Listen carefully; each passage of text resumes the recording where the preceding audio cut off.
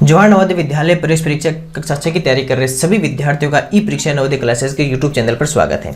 जैसा कि आप सभी जानते हैं कि आपकी एग्जाम बहुत ही जल्द होने वाली है और आपके एग्जाम में आपको इस बार सफलता दिलाने के लिए ई परीक्षा ने आपके लिए मैथ्स मॉक टेस्ट स्टार्ट किए हैं, जिसके अंदर अभी हम मैथ्स के मॉक टेस्ट चल रहे हैं। उसके बाद में आपको मेंटल एबिलिटी और लैंग्वेज एबिलिटी के मॉक टेस्ट भी अवेलेबल करवाए जाएंगे। तो ये अपना जो मॉक टेस्ट है ये मॉक टेस्ट नंबर 3 है और इसके अंदर आपने अगर अभी तक मॉक टेस्ट सबमिट नहीं किया है तो पहले आप देख लीजिए कि मॉक टेस्ट कैसे सबमिट करते हैं। सबसे पहले आपको गूगल प्ले स्टोर से ई परीक्षा ऐप डाउनलोड करना है, जिसमें लिखा आएगा नवोदय विद्यालय जेएनवीएसटी क्विज। फिर उसको ओपन करना है इंस्टॉल करके।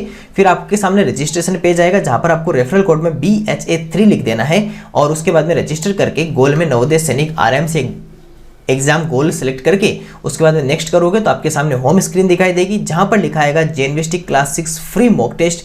इसको जैसे ही ओपन करोगे तो न्यूमेरिकल एबिलिटी लिखा आएगा, ओपन कीजिएगा। फिर इंग्लिश मीडियम और हिंदी मीडियम, जिस मीडियम में आप देना चाहते हो उस मीडियम में आप सबमिट कर सकते हो। बाकी आपको अगर कोई भी आपको समस्या आ रही हो तो अपनी हेल्पलाइन नंबर 8696503800 पर कॉल कर सकते हो, या हमारा टेलीग्राम चैनल भी जरूर ज्वाइन कीजिएगा telegram.me/नवोदय स्कूल, और हमारे वेबसाइट navodayaschool.in जरूर विजिट कीजिएगा। यहाँ भी आपको क्विजेज, PDF नोट सब कुछ आपको यहाँ पर अवेलेबल करवाया जाता है। अगर आपने अभी तक हमारा चैनल सब्सक्राइब नहीं किया है तो जल्दी से जाइए ई परीक्षा नवोदय क्लासेस के चैनल को सब्सक्राइब कर लीजिए। नीचे दिखाई दे रहा है रेड कलर का बटन, उसको सब्सक्राइब कर सकते हैं। टेलीग्राम चैनल जरूर ज्वाइन कीजिएगा, हर तरह की न्यूज आपको दी जाती है। और अगर आप इस बार जरूर सफलता चाहते हैं तो ई परीक्षा आपके लिए लेकर आया है नवोदय सिलेक्शन कॉम्बो पैक, जिसके अंदर आपको गणित की 2000 प्रश्नों की बुक मिलेगी। इसके साथ में 10 मॉडल पेपर, 10 ओमार सेट, यानी परीक्षा से पहले 10 परीक्षाएं आपके घर पर आप दे सकते हैं। इसके लिए आपको कॉल करना होगा 8696503800 पर। तो बढ़ते हैं आज के हमारे क्वेश्चन नंबर फर्स्ट की ओर, मॉक टेस्ट नंबर 3, जिसका क्वेश्चन नंबर फर्स्ट मुझे उम्मीद है कि आपने टेस्ट जरूर सबमिट कर लिया होगा। अगर नहीं किया तो पहले आप जाइए और टेस्ट को सबमिट कीजिए ई परीक्षा ऐप के माध्यम से। उसके बाद में इसका वीडियो सॉल्यूशन देखिएगा, ताकि वीडियो सॉल्यूशन देखने से आपके लिए क्या बेनिफिट होगा कि आप देख पाओगे कि आपने जो क्वेश्चन किया वो किस तरह से किया। अगर आपका कोई क्वेश्चन गलत हुआ तो उसको किस तरह से करना था, इस तरह से आप ये सब देख सकते हैं। चलिए अब क्वेश्चन नंबर फर्स्ट के ऊपर डिस्कस करते हैं। क्वेश्चन नंबर फर्स्ट क्या कह रहा है? क्वेश्चन नंबर फर्स्ट में लिखा हुआ है दी HCF, सॉरी यहाँ पर m की जगह HCF कर लीजिए। The HCF and LCM of two numbers are 12 and 144, 12 and 144 respectively. What is the product of these numbers? दो संख्याओं का मस तथा लस है, दो संख्याओं का मस तथा लस है क्रमशः 12 तथा 144 है। इन संख्याओं का गुणनफल क्या होगा? देखिए, हमने जब LCM HCF आपने देखा होगा तो उस समय एक आपने फॉर्मूला पढ़ा होगा। अगर नहीं पढ़ा तो आज के बाद में याद रखना, ये एक फॉर्मूला होता है यहाँ का, फर्स्ट संख्या मल्टीप्लाई सेकंड संख्या, first number multiply second number is equal to LCM multiply HCF, is equal to LCM multiply HCF। इस LCM को क्या लिखा जाता है सर? इस LCM को लिखा जाता है लस है और इस HCF को लिखा जाता है मस है। इसका मतलब पहली संख्या गुणा दूसरी संख्या बराबर लस है गुणा मस है। और जो आपके सामने फर्स्ट मल्टीप्लाई सेकंड जो आपके सामने लिखा हुआ है, इसे क्या कहा जाता है? इसे कहा जाता है गुणनफल। इसे हिंदी में क्या कहा जाता है? हिंदी में इसे कहा जाता है गुणनफल, और जिसे अपन इंग्लिश में अगर लिखे तो इसे कहा जाता है product of numbers, product of numbers, क्योंकि मल्टीप्लाई का साइन है तो यही हमारे पास में क्या होता है? गुणनफल या प्रोडक्ट होता है। अब देखिए, हमें क्वेश्चन में भी प्रोडक्ट पूछा है, लेकिन यहाँ से हम देखें तो HCF कितना 12 और HCF LCM कितना है 144। तो ये हम अगर आप LCM लिखोगे तो 144 और HCF लिखोगे तो कितना आ जाएगा? 12 आ जाएगा। और यही हमारा क्या है? पहली संख्या गुणा दूसरी संख्या, first number multiply second number, और इसे क्या कहते हैं? प्रोडक्ट या गुणनफल कहते हैं। तो 144 मल्टीप्लाई 12, क्या आपको मल्टीप्लाई करना है क्या? देख लीजिए, नहीं सर मल्टीप्लाई नहीं करना, हमको इसी में आंसर देना। तो ऑप्शन नंबर फर्स्ट क्या हो जाएगा सर? हमारा राइट आंसर रहेगा। तो इस तरह ये क्वेश्चन नंबर फर्स्ट जो छोटा सा क्वेश्चन था, बस आपको ये पता होना चाहिए कि प्रोडक्ट ऑफ नंबर्स किसे कहते हैं, संख्याओं का गुणनफल किसे कहते हैं, और इसके लिए आपको ये वाला फॉर्मूला काम में आएगा। First number multiply second number is equal to LCM multiply HCF, पहली संख्या गुणा दूसरी संख्या बराबर लस है गुणा मस है। इसको याद रखना, आपके एग्जाम में बहुत काम आएगा। चलिए अब क्वेश्चन नंबर सेकंड की ओर बढ़ते हैं। क्वेश्चन नंबर सेकंड क्या कह रहा है? क्वेश्चन नंबर सेकंड कह रहा है what is the quotient, what is the quotient when 777777 is divided by 11, is divided by 11। मैंने इसको अलग अलग पार्ट्स में क्यों दिया? ताकि आप जब लिखना चाहो तो उस समय आपको ध्यान रहे कि कितने 7 है। कई बार क्या होता है, जल्दबाजी में हम जितने 7 लिखे होते हैं उससे कम काउंट कर लेते हैं और हमारा आंसर क्या हो जाता है? रॉन्ग हो जाता है। जब 77 को 11 से भाग दिया जाए तो भागफल क्या होगा? तो सिंपल सा है, भागफल के लिए क्या करते हैं सर? डिवाइड करते हैं एक छोटा सा। चलिए सर, आपके पास में कितने 7 थे सर? 6 7 थे ना, 2 2 4 2 2 6, तो आपके पास में 6 बार 7 लिखा हुआ है, 7 7 2 2 4 और 2 कितने हो जाएंगे सर 7 हो जाएंगे, ये 11 आ जाएगा। अब कुछ बच्चे कहेंगे सर ये तो बहुत ईजी क्वेश्चन है, क्यों? क्योंकि 77 में 7 होता है, अगले 77 में 7 आएगा और अगले 77 में 7 आएगा। लेकिन ये आपका ऑप्शन गलत है। गलत क्यों है अभी सुनना। देखो सबसे पहले आप अगर डिवाइड स्टार्ट करते हो तो सबसे पहले क्या करोगे सर, सबसे पहले देखेंगे कि 7 में नहीं होता 77 में, और तो ये 7 टाइम्स हो गया और ये हो गया 77, माइनस किया तो यहाँ पर तो 0 रहेगा दोनों जगह। अब सबसे पहले ये वाला 7 नीचे लेके आएंगे तो पता चला कि 7 में डिवाइड नहीं होगा, तो एक टाइम क्या हो गया, डिवाइड ब्रेक हो गया, भाग टूट गया। अब 77 बनाया तो कितना आ गया 7 टाइम, फिर से 77 माइनस करोगे तो यहाँ 0 आएगा। ये वाला 7 जैसे ही नीचे आएगा तो पता चला कि फिर से डिवाइड ब्रेक हो गया, इसके 0 लिखेंगे और 77 लिखेंगे और ये कितना हो जाएगा 70707 आएगा। इसलिए ये अपना आंसर रहेगा, ध्यान रखना। तो 70707 ऑप्शन नंबर 4 क्या रहेगा सर, इसका राइट आंसर रहेगा। जल्दबाजी में आप ये वाला ऑप्शन मत कर देना, 777 मत कर देना, ये ऑप्शन गलत होगा। क्योंकि हम क्या करते हैं जल्दबाजी में, हम सीधा देखते हैं ये 7 टाइम, ये 7 टाइम, ये 7 टाइम और ये लो 7। लेकिन ध्यान रखो आप पहली बार जब लिख रहे हो तब तो 0 नहीं आएगा, लेकिन दूसरी बार आप जब भी एक नंबर ले रहे हो तो फिर 0 आएगा। तो 70707 इसका आंसर रहेगा। तो इस तरह से कई बार क्या होता है, बहुत इजी क्वेश्चन होता है ना, इजी क्वेश्चन है ना, बहुत इजी, छोटा सा डिवाइड है, लेकिन फिर भी क्या होता है कि जल्दबाजी में गलती कर देते हैं। ऐसी गलती आपको नहीं करनी है, इसीलिए आपको वीडियो सॉल्यूशन देखना बहुत जरूरी होता है। चलिए आगे की ओर बढ़ते हैं। क्वेश्चन नंबर 3 क्या कहता है, देखो क्वेश्चन नंबर 3 कह रहा है what are the common factors of 12 and 15। What are the common factors of 12 and 15। 12 तथा 15 के सर्वनिष्ठ गुणनखंड क्या है। सबसे पहले आपको यह पता होना चाहिए कि सर कॉमन फैक्टर किसे कहते हैं। तो आप सबको पता है कि सर कॉमन फैक्टर्स मीन्स कि सर 12 के फैक्टर्स लिखो, 15 के फैक्टर्स लिखो और उनके अंदर फिर कॉमन या सर्वनिष्ठ पता करो। देखो अगर हम 12 के फैक्टर्स लिखे, फैक्टर किसे कहते हैं, गुणनखंड किसे कहते हैं सर, फैक्टर का मीन्स होता है डिवाइड। ऐसे सभी नंबर्स जिसका इस 12 में डिवाइड हो सकता हो, तो कौन कौन से नंबर होगी सर, 1 2 3 4 6 और 12, ये सभी नंबर होते हैं। बाकी फैक्टर निकालना हमने पीछे वाले लास्ट अपना जो मॉक टेस्ट नंबर 2 था, मॉक टेस्ट नंबर 1 था, उसमें भी मैंने बताया था ना कि एलसीएम का एक बॉक्स बनाओ और उसमें से फिर आप फैक्टर्स फाइंड आउट कर सकते हो। आप ऐसे भी कर सकते हो, अगर छोटे नंबर हो तो आप इजीली याद भी रखना आपको। जैसे 15 की अगर पता करें तो 15 में कौन कौन से नंबर है जिनका 15 में डिवाइड होता हो, 15 में भाग जाता हो। 1 के बाद में 2 का नहीं होता सर, 3 फिर 5 फिर 6 7 8 9 10 नहीं 11 12 13 14 और 15, ये सभी आपके क्या हो गए सर 15 के फैक्टर्स हो गए। अब देखो एक आपके सामने वर्ड आया कॉमन, या सर जिसे सर्वनिष्ठ कहते हैं। आपके सामने एक वर्ड लिखा हुआ है, कौन सा लिखा हुआ है सर, कॉमन, जिसे हिंदी में क्या कहा जाता है, सर्वनिष्ठ जिसे कहा जाता है। तो आपको ये पता होना चाहिए कि सर कॉमन या सर्वनिष्ठ किसे कहा जाता है। मान लीजिए कि जैसे हम अगर आप बात करें कि आपकी स्कूल की बात करें, है ना, मान लो कि ये स्कूल है और इस स्कूल में बहुत सारे आपके स्टूडेंट्स हैं। सब स्टूडेंट्स के पास में कुछ सेम रहती है। जैसे अगर हम कहें कि स्कूल ड्रेस सभी स्टूडेंट्स की एक जैसी रहती है, अगर ये क्या होगी सर, यही इसके अंदर क्या होती है, कॉमन होती है, तो जो सबके पास होती है। तो इसमें अगर आपको कॉमन फैक्टर्स अगर पता करना हो, जिसे मैं CF से लिख देता हूँ कॉमन फैक्टर, या जिसे सर्वनिष्ठ गुणनखंड अगर आपको पता करने हो, जिसे सर्वनिष्ठ भी कहते हैं, और इसे ही एक वर्ड और लिखा जाता है, उभयनिष्ठ भी लिखा जाता है। सर्वनिष्ठ भी लिखा जाता है और उभयनिष्ठ भी लिखा जाता है, ध्यान रखना दोनों वर्ड।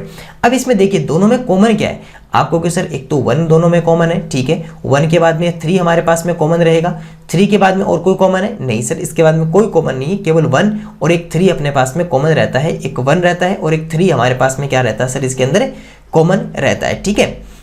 तो अपने पास में कौन सा हो गया, एक 1 और एक 3, तो ऑप्शन नंबर कौन सा रहेगा सर, ऑप्शन नंबर 4 इसका क्या रहेगा सर, राइट रहेगा। ये होते हैं सर कॉमन फैक्टर्स। तो पहले फैक्टर्स पता करो, फैक्टर्स पता करने के बाद में उसके अंदर जो कॉमन फैक्टर्स है, जो दोनों के पास में, जो दोनों नंबर्स के पास में नंबर्स हैं, वो हमारे पास में क्या कहलाएगी सर, कॉमन कहलाएगा। और यहाँ पर कॉमन फैक्टर्स जिसे सर्वनिष्ठ गुणनखंड या उभयनिष्ठ गुणनखंड भी कहते हैं। तो क्वेश्चन नंबर 3 हमारा छोटा सा था। चलिए नेक्स्ट क्वेश्चन की ओर बात करते हैं। क्वेश्चन नंबर 4, क्वेश्चन नंबर 4 क्या कहता है, देखो व्हेन 2.05 इज मल्टीप्लाइड, क्या करना है sir, multiplied by 302.005, what is the nearest value. जब 2.05 को 302.005 से अगर गुणा किया जाए तो निकटतम परिणाम क्या होगा, निकटतम परिणाम क्या होगा। तो पहले एक काम करो, इन दोनों को मल्टीप्लाई कर लीजिए। तो सर छोटा सा मल्टीप्लाई है, अगर हम 302.005, एक बार के लिए पॉइंट भूल जाते हैं, ठीक है, और इसको क्या करना है सर, 205 से मल्टीप्लाई करना है। पॉइंट को एक बार छोड़ दीजिए, फिर पॉइंट हम लास्ट में फिर से लगा देंगे, क्योंकि इसमें लिखा हुआ क्या है 2.05 और इसको मल्टीप्लाई करना है या गुणा करना है 302.005 से मल्टीप्लाई करना है। चलिए पॉइंट हम लास्ट में काउंट कर लेंगे, इसको सोल्व करते हैं। 5 5 जे कितना हो जाएगा 25, फिर 2 रहेगा कैरी तो ये 0 से 0 आ जाएगा, 5 2 जा करेंगे तो 10, 1 रहेगा कैरी और 5 3 जा 15 आ जाएगा। 1 2 3 4 5 6 क्योंकि 0 से मल्टीप्लाई होगा तो 0 0 0 और 2 से 0 3 0 और ये भी 0 आ जाएगा।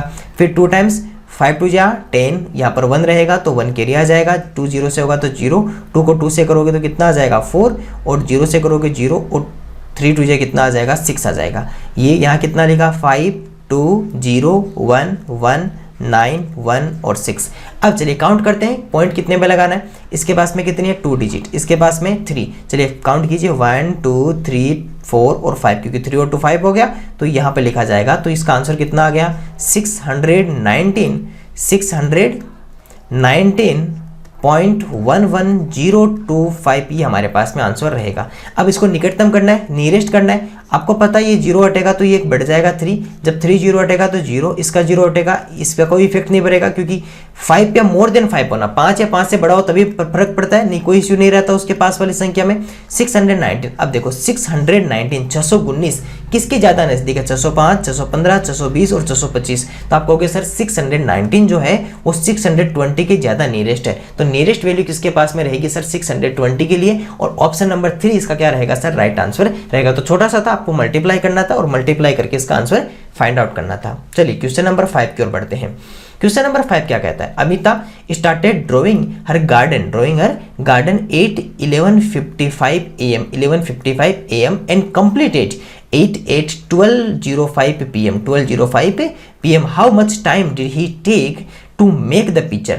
अमिता ने अपने बाग का चित्रण 11:55 am पर तो स्टार्ट शुरू किया, यानी प्रातः 11:55 पर, और फिर दोपहर 12:05 पर क्या कर दिया सर पूरा कर दिया। 12:05 PM यानी पूर्वाहन अपराहन इन पे किया था और पूरा किया। चित्र बनाने में उसे ने कितना समय लिया। अब देखिए आपने घड़ी देखी होगी, जब भी हम कभी अगर घड़ी की बात करें है ना, मान लो कि आपके सामने घड़ी है, यहाँ पर आपके पास में 12 रहता है और यहाँ पर 11 रहता है, तो आपको पता है कि 11 अगर मैं 11:55 AM लिख रहा हूँ, 11:55 AM लिख रहा हूँ, इसका मतलब क्या है अभी सुबह चल रही है, उसके बाद में क्या आ जाएगा सर इसके बीच में, और ये खत्म कहाँ पे कर रही है, इसका जो कंप्लीट कर रहा है कार्य पूरा कर रही है पेंटिंग का, वो 12:05 PM पर कर रही है। 12:05 कहाँ कर रही है सर PM पे कर रही है। आपको पता है जब भी AM के बाद में PM कब आ जाएगा सर, जैसे यहाँ पर 12 o'clock हो जाएगा तो AM के बाद में क्या बन जाएगा PM बन जाएगा। अब बताओ 55 से 12 होते हैं तो कितनी मिनट्स होते हैं सर 5 मिनट्स, तो यहाँ पर इसने काउंट कंप्लीट किए,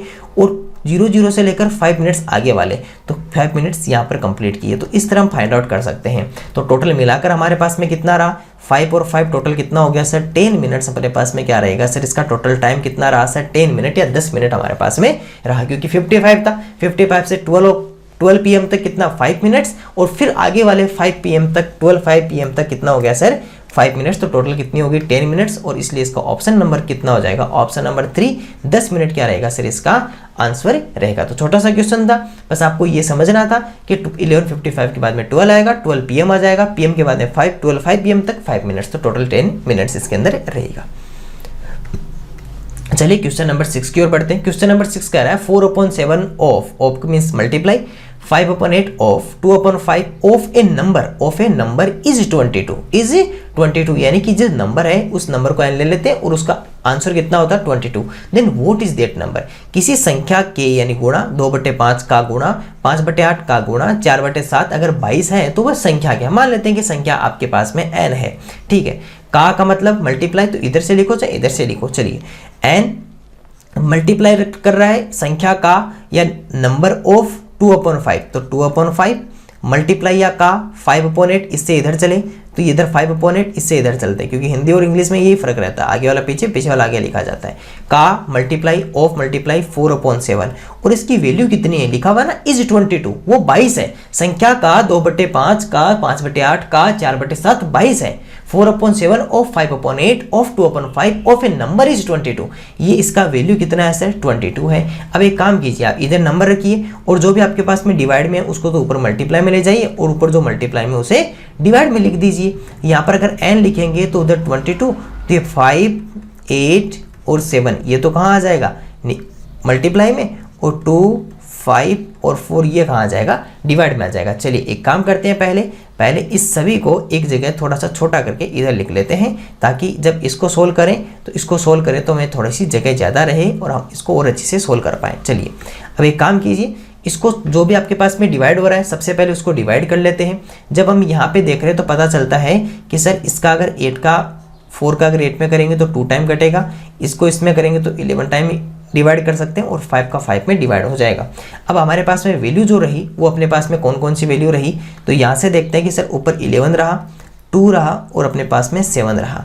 तो 2 इसको मल्टीप्लाई कर दीजिए, 11 को 2 से मल्टीप्लाई कीजिए 22 और 22 को 7 से मल्टीप्लाई कीजिए, 22 को 7 से गुणा कीजिए, तो आप कितना कहोगे सर 154, 154 होता है क्योंकि 22 7 जब 154 होता है।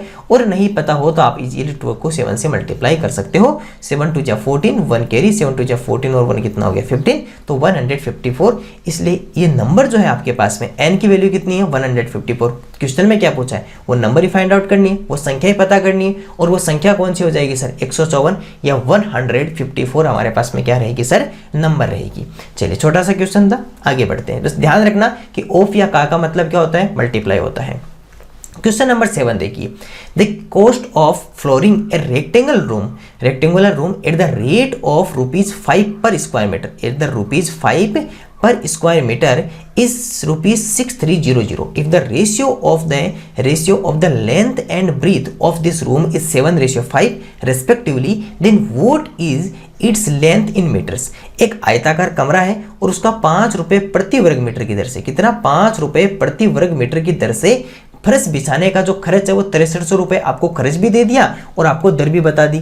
यदि इस कमरे की लंबाई और चौड़ाई जो है उसका अनुपात अगर 7/5 है तो इसकी लंबाई मीटर में क्या होगी। तो पहले आप तो हमें ये पता होना चाहिए कि सर जो भी आपके पास में अगर आयताकार कोई फर्श है, अगर हमारे पास में आयताकार अगर कोई फर्श है तो उसके अंदर अगर आपको फर्श बिछाना हो, अगर आयताकार कोई फर्श है और उसमें अगर आपको फर्श बिछाना है तो आप कहाँ बिछाओगे, तो आप कहोगे सर उसके एरिया में तो बिछाएंगे, उसके एरिया में तो बिछाएंगे, ये काम तो एरिया में तो होगा अपना। देखिए अगर मान लो कि इसमें आपको फर्श बिछाना है तो आप क्या कहोगे कि सर ये जो अंदर जितना भी है हमें यहाँ पर टोटल फर्श बिछाना है, हमें कहाँ बिछाना है सर, यहाँ पर फर्श बिछाना है। इसका मतलब कि सर इसके पूरा एरिया हमें काउंट करना पड़ेगा। अगर एरिया पता चल जाएगा तो उसमें फिर पैसे से मल्टीप्लाई कर देंगे। चलिए सबसे पहले इसकी लेंथ और ब्रेथ, इसकी लंबाई और चौड़ाई, लेंथ जिसे क्या कहते हैं लंबाई कहते हैं, ब्रेथ जिसे क्या कहते हैं सर चौड़ाई कहते हैं। अब आपको क्वेश्चन में एक बात गिवन है कि सर लेंथ और ब्रेथ का आपको रेशियो गिवन है, आपको क्या गिवन है, लेंथ और ब्रेथ लंबाई और चौड़ाई का आपको रेशियो कितना दिया हुआ है 7:5, 7:5 ये दिया हुआ सर 7:5। तो पहले आपको ये पता होना चाहिए। अब इसके अलावा और क्या गिवन है, इसके अलावा गिवन ये है कि सर इस पे जो कॉस्ट आती है वो 6300 रुपये आती है और ₹5 पर स्क्वायर मीटर की दर से आती है, ठीक है।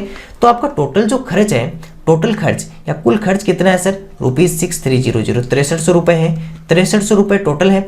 लेकिन सर इस 6300 रुपये को लिखने से पहले आपको दर दे रखी है, क्या दे रखी है सर ₹5 पर स्क्वायर मीटर या मीटर स्क्वायर लिख दूं या वर्ग मीटर लिख दूं इसको, यानी कि इसको ये भी लिख सकते हैं कि सर ₹5 प्रति वर्ग मीटर की दर से, प्रति वर्ग मीटर की दर से यहाँ पर बिछाने का व्यय आता है। तो मैं ये भी तो कह सकता हूँ कि 1 मीटर स्क्वायर बराबर कितना रुपया लगेगा आपका, ₹5 लगेंगे।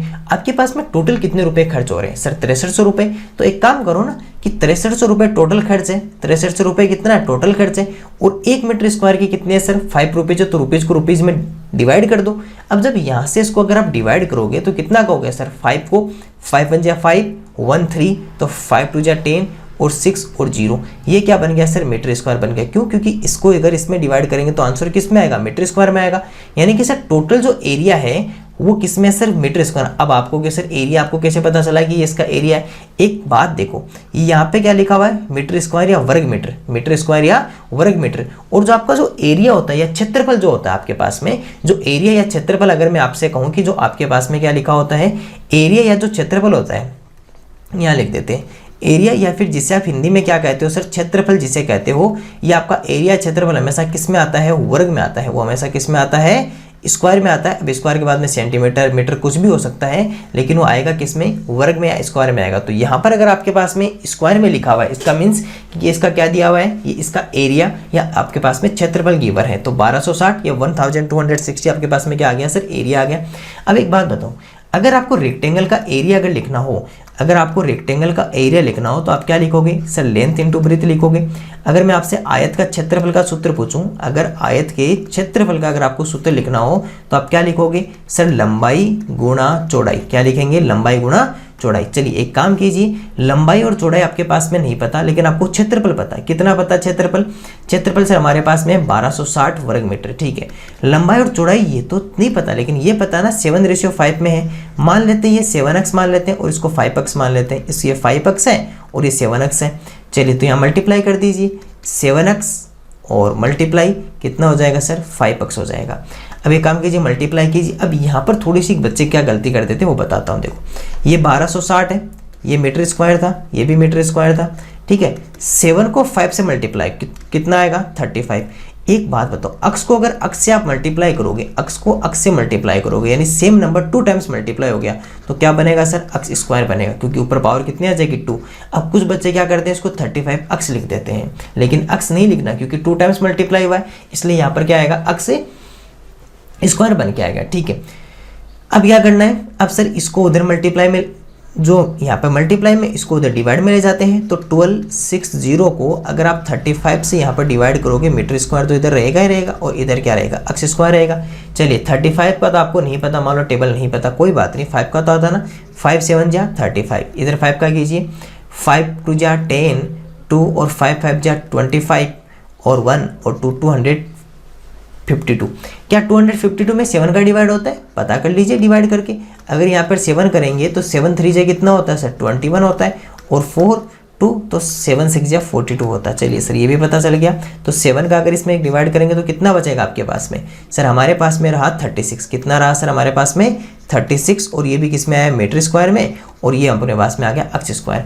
अब देखिए यहाँ से आपको वैल्यू तो अक्स की चाहिए ना, वैल्यू तो अक्स की चाहिए। सर अक्स की वैल्यू क्यों चाहिए, वो अक्स की वैल्यू इसलिए चाहिए क्योंकि यहाँ पर देखो वैल्यू आपकी अक्स में है, क्योंकि आपको तो लंबाई निकालनी है ना, आपको तो लंबाई निकालनी है, लंबाई निकालनी है। और लंबाई किस में है, लंबाई आपकी कितनी है, 7x है लंबाई, लेंथ आपकी कितनी है, 7x है, तो अक्स की वैल्यू चाहिए। चलिए अक्स की वैल्यू चाहिए तो इस स्क्वायर का क्या करें, आप ध्यान रखना, अगर आप इधर से स्क्वायर हटाओगे ना, तो अगर जैसे इधर से स्क्वायर हटाओगे तो उस तरफ जाके क्या बन जाएगा सर, अंडरूट बन जाएगा, उस तरफ जाके क्या बन जाएगा, अंडरूट या वर्गमूल बन जाएगा। एक बात बताओ, 36 किसका अंडरूट होता है, 36 किसका अंडरूट होता है, तो स्क्वायर किसका होता है सर, 6 का। इसका मतलब 36 का अंडरूट कितना होगा, 6 हो जाएगा, और इस स्क्वायर से ये अंडरूट कट जाएगा और ये आ जाएगा मीटर। तो अक्स की वैल्यू हमारे पास में कितनी आ गई सर, 6 मीटर आ गई। तो थोड़ा सा इसमें क्या करना है, ज़्यादा टफ क्वेश्चन नहीं है, बहुत इजी क्वेश्चन है। बस आपको ये देखना है कि 7x 5x दोनों आपने अक्स ले लिए, इधर से आपने एरिया फाइंड आउट कर लिया, क्योंकि आपको रेट दे रखी तो टोटल आपको कॉस्ट आपको पता थी, कुल खर्च पता थी, और एक आपकी दर पता थी, तो उससे हमने एरिया या क्षेत्रफल पता किया और दोनों को मल्टीप्लाई करके अक्स स्क्वायर और अक्स स्क्वायर से अक्स निकाला। ये हमारे पास में आ गया सर 6 मीटर। अब एक काम कीजिए, लंबाई निकालनी है ना, तो लंबाई अगर मैं लिखूँ तो क्या है सर, उसकी वैल्यू 7 और अक्स की वैल्यू हमारे पास में कितनी है, 6। तो 7 6 जा कितना हो गया हमारे पास में, 7 6 जा हमारे पास में कितना हो गया सर, 42। 7 6 जा हमारे पास में कितना रहेगा, 42 रहेगा, और इस तरह सर इसका आंसर कितना आ गया, 42 हमारे पास में 42 मीटर क्या आ गई सर, लेंथ आ गई। अगर आपको ब्रीथ या चौड़ाई अगर आपको पता करनी हो तो आप क्या कहोगे सर, चौड़ाई आपकी कितनी है, 5x आपके पास में, तो 5 को 6 से मल्टीप्लाई कर दें और कितना आ जाएगा सर, 30 मीटर। ये हमारे पास में क्या आ जाएगी, चौड़ाई या ब्रीथ आ जाएगी। तो हमें लंबाई पूछिए और लंबाई का ऑप्शन कितना हो जाएगा, ऑप्शन नंबर 2 42 आ जाएगा। तो थोड़ा सा बड़ा क्वेश्चन था, थोड़ा सा आपको हल्का सा बड़ा क्वेश्चन था कि आपको थोड़ी सी कैलकुलेशन ज़्यादा करनी है, बाकी इजी क्वेश्चन है, छोटा सा है, आप कर सकते हो। चलिए क्वेश्चन नंबर 8 की तरफ डिस्कस करते हैं। क्वेश्चन नंबर 8 देखो, बहुत आराम से आपको क्यों समझा रहे हैं, ताकि अगर आपका कोई भी टॉपिक, अगर कोई भी पॉइंट अगर आपके दिमाग में भी नहीं आ रहा है, तो जब ये सॉल्यूशन देखेंगे, धीरे धीरे पढ़ेंगे, तो और 2 बातें और बताते हैं, तो उससे आपको वापस एक बार सारा कुछ आपके रिपीटेशन हो जाता है। क्योंकि जब अलग अलग टाइप के क्वेश्चन करते हैं, हर चैप्टर के अलग अलग क्वेश्चन आते हैं, तो धीरे धीरे क्या होता है, अपना रिपीटेशन बढ़ जाता है, कि हमने जो भी अभी तक सीखा है वो सारी चीज़ यहाँ पर क्या हो जा रही है सर, रिपीट होते जा रही है। तो इसका पूरा बेनिफिट उठाना है, पूरे क्लास को अच्छे से देखो, ताकि आपको इसका पूरा बेनिफिट मिले। आपके पास में जो भी आपके सामने नई मेथड्स वो भी सीख सको, और आज तक जो आपने सीखा है उसका भी यहाँ पर बार बार यूज होकर आपका रिपीटेशन होकर आपकी अच्छी तैयारी हो सके। चलिए क्वेश्चन नंबर 8 देखते हैं क्या लिखा हुआ है। Some articles are bought at the rate of 12 for ₹10। तो ये तो क्या सर, सीपी हो गई हमारी, रेट ऑफ 12 फॉर ₹10, क्योंकि सीपी जो हम जिस पे बाई करते हैं।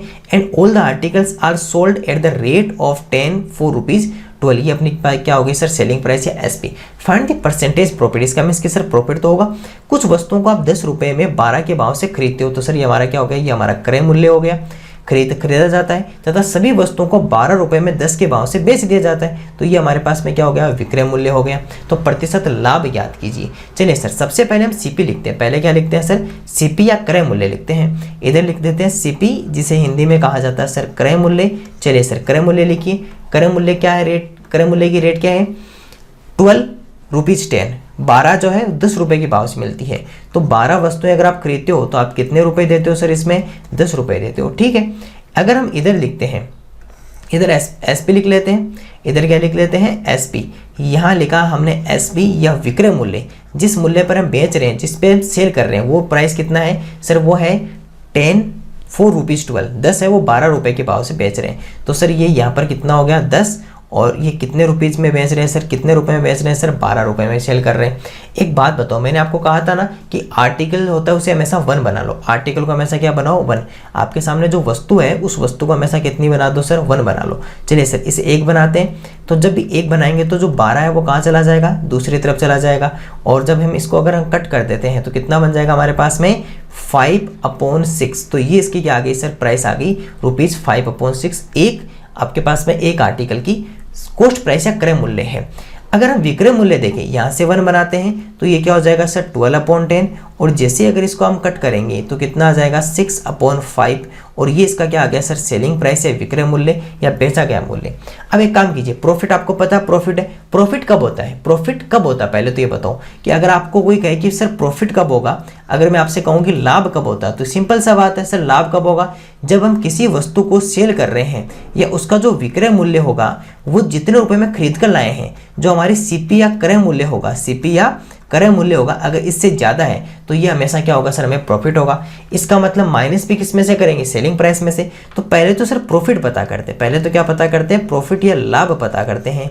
चलिए आप एसपी में से सीपी माइनस कीजिए, विक्रय मूल्य से क्रय मूल्य माइनस कीजिए, तो 6/5 माइनस 5/6 आपको क्या सर, इन दोनों का एलसीएम कर लीजिए।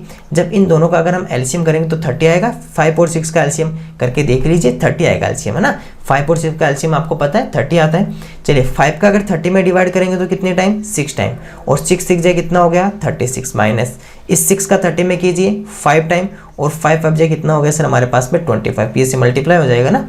अब 36 में से अगर आप 25 माइनस कर रहे हो तो कितना बचेगा सर 11/30, ये हमारे पास में क्या रहा सर, प्रॉफिट रहा। लेकिन सर हमें तो प्रॉफिट परसेंट पता करना है, हमें तो क्या पता करना है, प्रॉफिट परसेंट या लाभ प्रतिशत पता करना, प्रॉफिट परसेंट या लाभ प्रतिशत पता करना है। आप सबको पता है प्रॉफिट या लाभ किस पे डिपेंड करता है, सीपी या क्रय मूल्य पे, और ऊपर क्या लिखा जाएगा लाभ या प्रॉफिट, ऊपर क्या लिखा जाएगा लाभ या प्रॉफिट, और डिवाइड में क्या आ जाएगा सीपी या क्रय मूल्य, और परसेंटेज में कन्वर्ट करने के लिए मल्टीप्लाई बाय 100 कर देंगे। चलिए अब एक काम करते हैं, ये प्रॉफिट जो है वो मैं अगले स्लाइड में कर देता हूँ, अगले पेज में सोल्व कर देता हूँ ताकि हम इसको और अच्छे से डीपली समझ पाएँ, नहीं क्या होगा यहाँ पे सही समझ में नहीं आएगा। चलिए सबसे पहले प्रॉफिट बताइए कितना, प्रॉफिट कितना हो रहा है 11/30, 11/30 आपका क्या हो रहा है प्रॉफिट हो रहा है, तो 11/30 11/30, और सीपी कितना है, क्रय मूल्य कितना 5/6, कितना है सर 5/6, और गुणा में क्या लिखा जाएगा 100। देखो जब भी ऐसे आपके पास में कोई भी फ्रैक्शन बने तो उसमें क्या होता है कि ये तो आपका नीचे आके मल्टीप्लाई हो जाता है और ये सबसे ऊपर जाके मल्टीप्लाई हो जाता है। तो कैसा लिखा जाएगा 11 के साथ में 6 ऊपर मल्टीप्लाई में आ जाएगा, 30 आपका नीचे चला जाएगा 30, और गुणा में 5 रहेगा, और गुणा में कितना रहेगा सर 100 मल्टीप्लाई में 100 रहेगा। चलिए कुछ डिवाइड हो रहा है, चलिए डिवाइड कर देते हैं, 5 टाइम हो जाएगा, ठीक है। और 5 और 5 को अगर इसको 5 से काटेंगे तो कितने टाइम कटेगा सर 20 टाइम, और इसको फिर से 20 को काटेंगे तो सर 4 टाइम। अब अपने पास में क्या बचा सर, ऊपर एक तो यहाँ से 11 रहा और 4 रहा, तो 11 4 जो कितना हो गया सर 44, और ये हमारे पास में किस में रहेगा परसेंटेज में, क्योंकि प्रतिशत में कन्वर्ट कर दिया हमने। तो कितना आंसर आ गया सर 44% या 44% क्या रहेगा सर हमारे पास में आंसर रहेगा। तो छोटा सा क्वेश्चन था, पहले आपको आर्टिकल को 1 बना लेना। पहले क्या करना है, जो भी आपके पास में आर्टिकल दिया हो उसे 1 बना लो, 1 बनाकर उसकी सीपी और एसपी पता कर लो, फिर उसका प्रॉफिट निकालना हो तो एसपी में से सीपी माइनस कर लो, और लॉस हो रहा हो तो सीपी में से एसपी माइनस कर लो, विक्रय में से क्रय में से विक्रय माइनस करके लाभ या हानि पता कर लो। लाभ या हानि प्रतिशत के लिए क्रय मूल्य का क्या करेंगे सर भाग दे देंगे, और इस तरह हमारे पास में क्या आ जाएगा सर, हमारे पास में लाभ प्रतिशत यह हानि प्रतिशत हमारे पास में रहेगा और ये इसका क्या रहेगा सर, आंसर रहेगा। तो छोटा सा क्वेश्चन था। चलिए क्वेश्चन नंबर 9 की ओर पढ़ते हैं। देखो क्वेश्चन को आप अच्छे से सीखोगे धीरे धीरे तो बहुत अच्छे से आपको समझ में आएगा, इसमें इंटरेस्ट आने लगेगा क्वेश्चंस करने में। देखो क्वेश्चन नंबर 9 क्या कह रहा है, द स्पीड ऑफ ए बस इज 54 किलोमीटर पर आवर। ठीक है, स्पीड ऑफ ए बस इज 54 किलोमीटर पर आवर, ये बस की स्पीड आपको गिवन है। And the speed of A car is 45 kilometre per our. ठीक है, difference between the time taken by car and बस, इन दोनों के द्वारा जो टाइम लिया गया उसका डिफरेंस पता करना है। If they travel the same distance 270 kilometre is, एक बस की गति कितनी है, 54 किलोमीटर प्रति घंटा है, और एक कार की गति कितनी है, 45 किलोमीटर प्रति घंटा है। कार और बस के द्वारा लिया गए समय के बीच का अंतर बताओ यदि वे समान दूरी 270 किलोमीटर की यात्रा तय करते हैं। मान लेते हैं कि यहाँ से लेकर यहाँ तक की जो डिस्टेंस है वो अपनी कितनी है, 270 किलोमीटर या 270 किलोमीटर की हमारे पास में दूरी रहती है। ठीक है, यहाँ से सर पहले यहाँ से बस चलती है, मान लेते हैं कि ये पहले बस यहाँ से स्टार्ट की इसने चलना, और उसके बाद में कार भी इसने इतनी ही दूरी तय की, तो बस भी अपने जा रही है और कार भी अपनी जा रही है। ठीक है, अब बस की स्पीड क्या है 54 और कार की कितनी है 45, तो सर इसकी स्पीड तो है 54 किलोमीटर प्रति घंटा बस की स्पीड है, और 45 किलोमीटर प्रति घंटा 45 किलोमीटर प्रति घंटा किसकी सर, कार की स्पीड है। आपको दोनों का टाइम फाइंड आउट करना है, तो सर पहले आपको पता होना चाहिए कि टाइम का फॉर्मूला क्या होता है एक्चुअल में। अगर आपको मैं टाइम का फॉर्मूला पूछूं तो क्या कहोगे आप, टाइम का फॉर्मूला क्या होता है सर, डिस्टेंस अपॉन स्पीड। अगर आपको समय का सूत्र लिखना हो तो समय का सूत्र क्या लिखोगे सर, दूरी बट्टे चाल। समय का सूत्र क्या लिखोगे, दूरी बट्टे चाल। बस आपके पास में जो यूनिट्स है, इकाई है, वो हमेशा समान होना चाहिए। अब एक काम करो, यहाँ से आप पहले इसका बस का टाइम निकालो, ये अपने पास में क्या है बस, और ये क्या है सर कार। तो अगर बस का अगर आप टाइम या समय पता करना चाहते हो तो पहले देखो कि यूनिट समान है क्या। आपको क्या करना है सर, ये किलोमीटर में, ये किलोमीटर पर आवर, ये किलोमीटर पर आवर, इसका मतलब यूनिट तो समान है। अब क्या करना है सर, डिस्टेंस या दूरी 270 किलोमीटर है, 270 किलोमीटर है, और स्पीड कितनी है sir 54 kilometre per our, 54 kilometre per our. आप एक काम कीजिए, इसमें से ये आपका हट जाएगा, और 270 में अगर आप 54 अगर आपको सीधा नहीं दिखाई दे रहा तो दोनों में 27 का डिवाइड हो रहा है ना, 27 2 जा 54 और 27 10 जा 270। यहाँ पर कितना लिख दें सर 10/2, और ये किस में बदल जाएगा आवर में, और जो अपने कितना होता है 5 आवर। तो ये इसको कितना घंटा लगा सर, 5 घंटे लगे। अब कार के लिए पता करते हैं सर, कार के लिए अगर पता करोगे तो टाइम कितना हो जाएगा, वही 270 किलोमीटर, और उसके बाद में सर 45 किलोमीटर 45 किलोमीटर प्रति घंटे की स्पीड से ये चल रही है। ठीक है, देखो यहाँ पर अगर आपको नहीं पता चले तो अब 9 का डिवाइड कर लो, 3 का डिवाइड कर लो ना, उसके हिसाब से भी आप कर सकते हो। कोई जरूरी नहीं कि 27 का ही डिवाइड हो, उसके अलावा नहीं हो सकता, सबका कर सकते हो, कोई बड़ी बात नहीं है। यहाँ पर हमने देखा कि सर 9 का डिवाइड हो रहा है, तो 9 5 जा 45, यहाँ क्या हुआ सर 9 3 जा 27 30, और सर अगर हम इस 30 में भी डिवाइड कर सके 5 का तो कर सकते हैं। 5 का अगर 30 में करेंगे तो कितना आ जाएगा 6 टाइम, किलोमीटर से किलोमीटर कट जाएगा, आवर अपना ऊपर आ जाएगा, और आंसर कितना आ गया sir 6 kilometre per hour, 6 hour आ गया। कितना आ गया 6 आवर या 6 घंटे क्या लगते हैं सर कार को समय लगता है। तो बस ने कितने घंटे लिए 5 घंटे, कार ने कितने लिए सर 6 घंटे। छोटा सा क्वेश्चन था, time is equal to distance upon speed वाला फॉर्मूला लगाना था।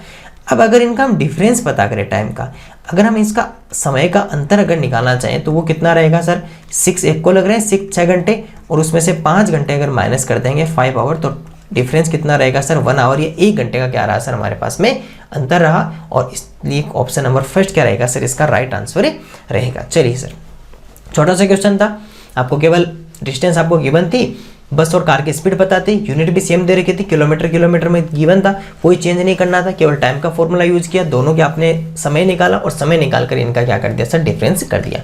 ओके, क्वेश्चन नंबर 10 क्या कहता है, क्वेश्चन नंबर 10 देखिए, find the smallest number which is completely divisible by 15, 20 and 30।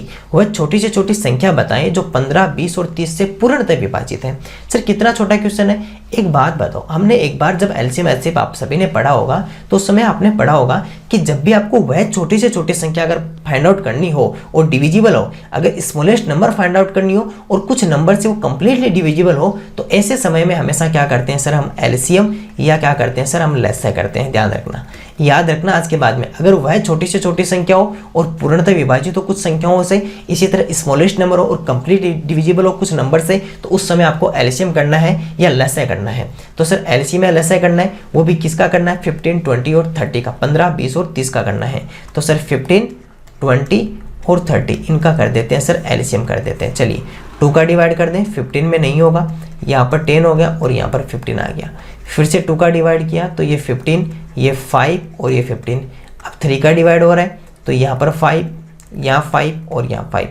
5 का डिवाइड करेंगे तो 1, 1 एंड 1, और इसलिए हमारा आंसर कितना रह जाएगा सर इसका एलसीएम, या सर जिसे लस कहते हैं वो एलसीएम है। लस अपने पास में कितना आ जाएगा सर 2 मल्टीप्लाई 2 मल्टीप्लाई 3 मल्टीप्लाई 5, 2 2 जा 4, 3 5 जा 15, 15 को 4 से गुणा करोगे, 4 को 15 से गुणा करोगे तो कितना आ जाएगा सर 60, या अपने पास में कितना आ जाएगा 60, और इसलिए अपना आंसर कितना आ गया ऑप्शन नंबर 4 60 क्या सर वो नंबर है जो इन तीनों से पूर्णतः विभाजित होती है। तो ध्यान रखना, ऐसा अगर कोई भी क्वेश्चन है जिसमें स्मॉलेस्ट नंबर हो और कंप्लीट डिविजिबल हो तो उस समय आपको एक ही काम करना है, एलसीएम आपको फाइंड आउट करना है। चलिए आगे बढ़ते हैं क्वेश्चन नंबर 11। क्वेश्चन नंबर 11 में बढ़ने से पहले आपको ध्यान रखना है, किसी भी तरह की आपको नोट्स जानकारी सब कुछ चाहिए तो www.navodayschool.in विजिट कीजिएगा और यहाँ से हमारे व्हाट्सएप ग्रुप और टेलीग्राम ग्रुप ज्वाइन कर लीजिएगा।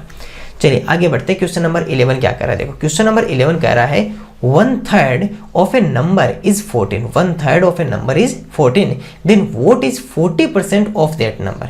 किसी संख्या का 1/3 जो है वो कितना है 14 है, तो उस संख्या का 40% क्या होगा। कितना छोटा सा क्वेश्चन है सर, संख्या है और संख्या का 1/3, मान लेते हैं कि नंबर है n और उस n का या ऑफ मल्टीप्लाई उसका 1/3 1/3 ये कितना है सर 14 या 14 है, कितना है 14 या 14। अब एक बात बताओ, अगर नंबर फाइंड आउट करना होगा तो डिवाइड वाला कहाँ जाएगा मल्टीप्लाई में, और मल्टीप्लाई वाला कहाँ आएगा डिवाइड में। तो अगर n के साथ में जो 14 है, 14 के साथ में जो 3 हो क्या कहाँ चला जाएगा गुणा में, तो 14 मल्टीप्लाई 3 = 42, तो सर वो नंबर कितना है 42 या 42 है। अब आपको क्या नंबर ही पूछा है, नहीं सर नंबर नहीं पूछा, उस संख्या का 40% पूछा है, 40% ऑफ दैट नंबर, उस संख्या का 40% पूछा है। तो सर ये जो नंबर आपके पास में है इस नंबर का या ऑफ मल्टीप्लाई और इसका 40% पूछा है, तो नंबर कितना है 42 मल्टीप्लाई 40%, परसेंटेज जैसे आपके पास में हटता है तो आप सबको पता परसेंटेज हटता है तो डिवाइड में कितना आता है 100 आ जाता है। चलिए सर यहाँ से कुछ डिवाइड और तो उन्हें हटा देते हैं, 0 से जैसे 0 हटा दिया। अगर आप इसके बाद में क्या करें सर 4 का यहाँ पर नहीं होगा, 2 का 2 टाइम्स हो गया और यहाँ पर 5 हो गया। अगर 42 को 2 से मल्टीप्लाई करेंगे तो अपने पास में आंसर कितना रहेगा, अपने पास में रहेगा 84, और 84 में डिवाइड किसका कर रहे हैं सर 5 का। चलिए 5 का डिवाइड कर देते हैं क्योंकि अपने पास में ऑप्शन किस में पॉइंट्स में है, तो चलिए पॉइंट में निकाल देते हैं अगर आ रहा है तो।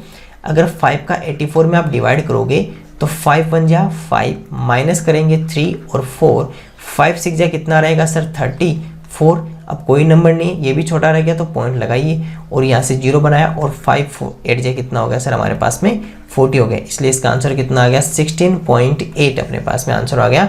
16.8 क्या रहे सर हमारे पास में ऑप्शन नंबर 2 क्या रहेगा सर इसका आंसर रहेगा, और ऑप्शन नंबर 2 इसका सही राइट है। छोटा सा क्वेश्चन था, पहले आपको 1/3 ऑफ ए नंबर संख्या का 1/3 आपको गिवन था, उसके बाद में उसका 40% हमें फाइंड आउट करना था। तो छोटा सा क्वेश्चन था, पहले संख्या पता की तो पहले 1/3 लिखा, जैसा क्वेश्चन में दिया होता हमने वैसा ही लिखा, वैसा लिख के फिर नंबर फाइंड आउट किया, संख्या पता की, और संख्या पता करने के बाद में हमने क्या फाइंड आउट कर लिया सर यहाँ पर उसका 40% पता कर लिया। चलिए नेक्स्ट क्वेश्चन की ओर बढ़ते हैं।